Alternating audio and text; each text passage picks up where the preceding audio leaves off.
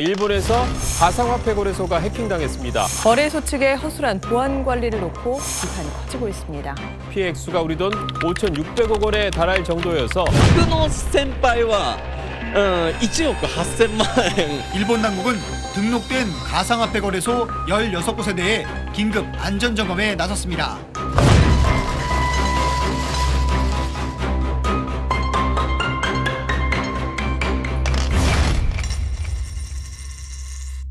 해킹이 일어난 것은 지난주 금요일 자정쯤입니다. 11차례에 걸쳐서 일본의 가상화폐 거래소인 코인체크 계좌에서 코인체크 밖에 있는 다른 해커의 계좌로 가상화폐들이 이체가 됐습니다. 공격 대상이 된 가상화폐는 NEM, 넴이라고 불리는 가상화폐고요. 금요일 시세를 기준으로 하면은 580억 엔, 우리 돈으로는 5,600억 원 규모의 가상화폐가 지금 유출이 됐습니다. 하지만 아직까지 지금 정확히 해킹이 어떻게 이루어졌는지, 이 계좌를 갖고 있는 주인이 누군지 이런 것들은 밝혀지지 않고 있고요. 지금 일본 경찰이 추적을 하고 있습니다. 국제적으로 가상화폐 인기 순위를 대충 보면은 일단 비트코인이 부동의 1위고요. 넴은 6, 7, 8위 한 요 정도를 했었는데, 사실 일본에서는 그 비트코인에 이어서 굉장히 그 인기가 있는 가상화폐였습니다. 일단 다른 가상화폐에 비해서 결제 승인 속도가 굉장히 빠르고 채굴이라는 개념이 없이 일단 전액이 발행됐기 때문에 추가 인플레이션 위험도 좀 적습니다. 그리고 특히 무엇보다 부정한 거래가 있었을 경우에 잡아낼 수 있는 수단도 굉장히 많다, 이렇게 선전을 해서 일본 기업들도 굉장히 관심을 많이 기울였던 것이 가상화폐 넴입니다. 와다 고이치로 사장은 금요일날 이제 해킹 사건이 일어나고 나서 사실 그날 밤 11시를 넘어서 긴급 기자회견을 가졌거든요. 그때 처음으로 언론에 이제 얼굴을 드러냈습니다. 근데 이 와다 사장은 굉장히 젊지 않습니까? 27살입니다. 도쿄에서 좀 더 위에 있는 사이타마라는 현 출신이고요. 노벨상도 배출한 적이 있는 이 도쿄 공업대학교를 입학한 수재입니다. 와다 사장은 이번에 기자회견을 하면서 피해를 본 580억 엔, 그러니까 우리 돈 5,600억 원을 엔화 현금으로 환급을 해주겠다고 했습니다. 물론 100%는 아니고요. 해킹 사건 이후에 시세 하락분을 고려해서 약 80% 금액은 모두 환급을 해주겠다, 이렇게 발표를 했습니다. 基本的には技術的な難しさと人材、それを行えることのできる人材が不足していることが原因となります。 다른 거래소에 비해서 코인체크에 장점이 있었습니다. 13개가 되는 가상화폐를 동시에 거래할 수 있고, 또 스마트폰으로 아주 쉽게 거래할 수 있었기 때문에 굉장히 인기가 많았거든요. 그만큼 거래 수수료도 높았습니다. 높은 수수료를 한 3, 4년 받은 코인체크라 하더라도 5,600억을 다 커버할 수 있느냐, 회사 보유금으로 다 환급할 수 있느냐, 근데 의문을 사실 제기하는 사람도 있습니다. 이렇게 젊은 나이에 사장이 또 거래 경력이 거의 3, 4년밖에 안 되는 이 코인체크가 5,600억 원 정도 되는 돈을 다 마련해서 피해자한테 돈을 돌려주겠다, 80% 정도를. 굉장한 결정이거든요. 하지만 문제는 아직도 이 환급 시기에 대해서는 명확히 밝히지 않고 있습니다. 그래서 실제로 환급이 이루어질지는 좀 더 지켜봐야 되는 상황입니다. 코인체크의 사무실이 그 도쿄에서 젊음의 거리라고 불리는 시부야에 있습니다.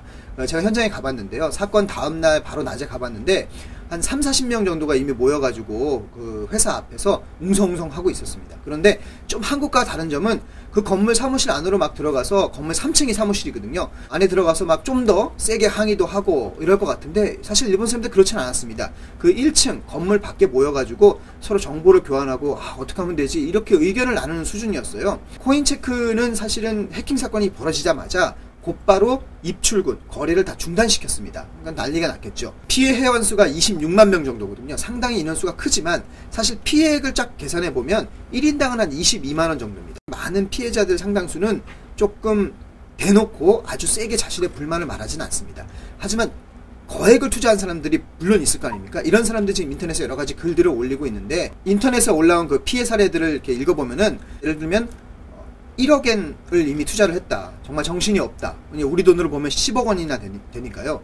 그리고 어떤 분들은 20대부터 30대까지 거의 10년 가까이를 안 쓰고 안 먹고 하면서 2천만 엔, 2억 원 정도를 모았는데 이걸 다 투자를 했었는데 지금 큰일 났다, 이런 글들이 계속 올라오고 있습니다. 일본 사회에서 그 피해 규모라든가 26만 명이라는 피해자 규모에 비하면은 오히려 피해자들에 대한 우려라든가 걱정이라든가 이런 목소리보다는 이 전체 시스템, 가상화폐 시스템을 이번 차례에 좀 더 개선해야 된다, 이런 목소리가 더 큽니다. 즉 피해자의 목소리보다는 이번을 계기로 가상화폐 시스템을 좀 더 개선하자, 이런 쪽의 목소리가 더 큰 상황입니다. 코인체크가 해킹을 당한 이유는 무엇보다도 전체 거래 시스템을 24시간 인터넷에 연결해 놓았기 때문입니다.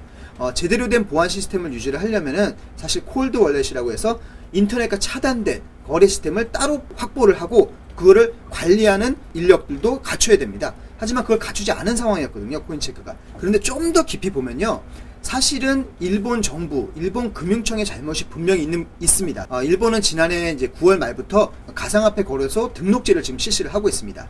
그런데 등록 심사 과정에 있던 코인체크도 거래가 가능한 상황이었습니다. 등록 심사 단계에 그냥 머물러 있던 코인체크를 계속 거래가 가능하도록 했던 것이 바로 일본 금융청, 일본 정부였습니다.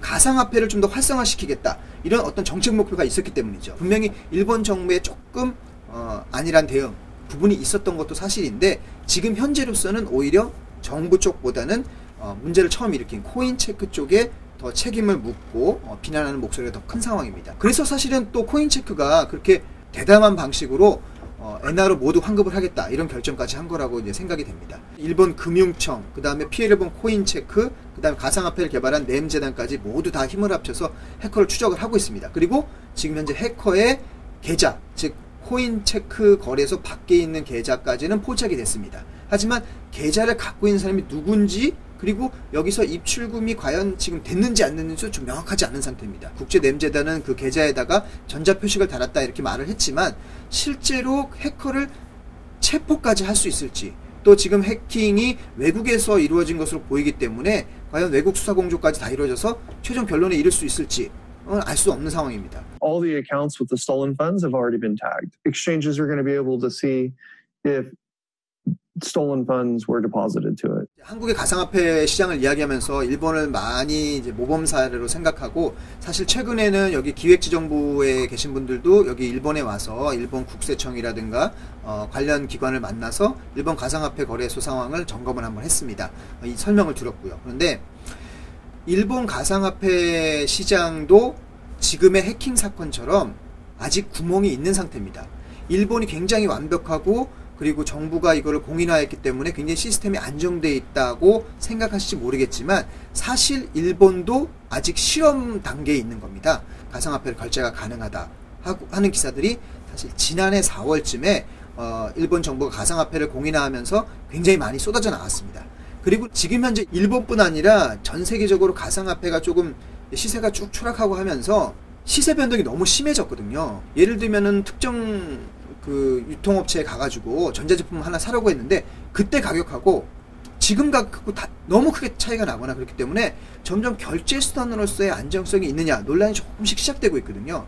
일본의 지금 가상화폐 투자 상황을 조금 말씀을 드리면, 특히 20, 30대를 중심으로요, 점점 주식 투자와 비슷하게 투자하기가 쉬워지고 있습니다. 그런데 이 투자를 하면서 그 투자하는 방식도 점점 쉬워지면서 점점 약간 가상화폐에 너무 빠져들고 있다, 이렇게 호소하고 있는 젊은이들도 굉장히 많습니다.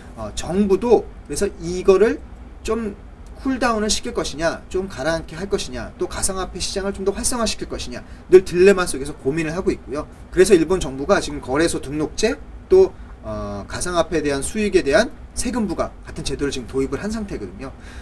과연 이 시장을 어떻게 컨트롤해 나가면서 나아갈 것인가, 이거는 사실 일본도 고민 중에 있는 상황입니다. 한국도 비슷할 거라고 생각하는데, 점점 근무 시간에 가상화폐 어플을 계속 보면서 시세를 본다라든가, 예를 들면은 게시판에 내 영혼이 벌써 가상화폐에 팔린 것 같아요, 이런 글도 올라오고요.